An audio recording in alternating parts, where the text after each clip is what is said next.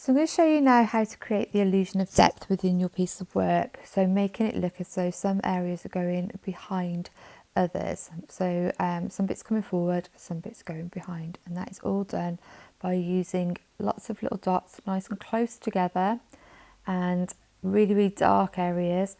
And then some bits that are gradually getting lighter. So strips at the side, darker at the top, and then gradually getting lighter as you go outwards. Okay, so the key is to get the background really, really dark, and I'm going to show you which bits to do as we move forward with this exercise. Okay, remember it takes a little bit of patience, so take your time. So I've started by drawing out my shape nice and lightly in pencil, and I'm going to build up the dark areas using lots of dots really, really close together. Now this part is going underneath that big strip, the big square, so the one that I'm indicating now. Okay, so it looks like it's going underneath. So if something's going underneath something, it's going to be darker, it's slightly in shadow. So I'm building up the dots, but I'm gradually getting lighter. Okay, so it's going underneath the square and it's getting lighter in the middle, so as it's got a bit more space. Patiently adding lots of dots close together.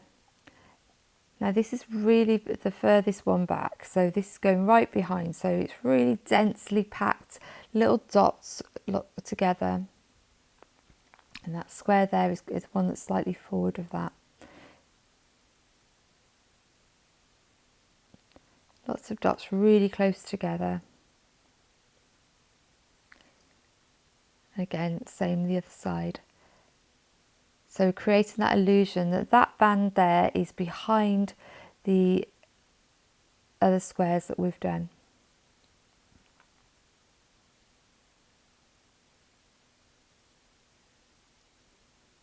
Remember, you want to try and get it to go gradually darker.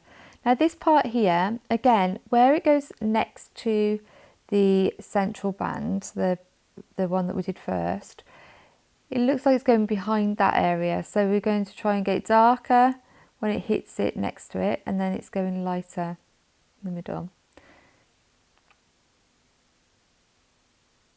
Okay, and we're going to create the illusion that these are fading out as well.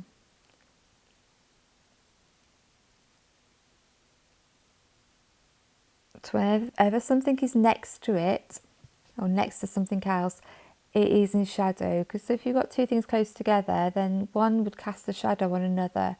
And it's the same with this. We've got one line that's next to another, so one is in shadow, and then it's gradually getting lighter.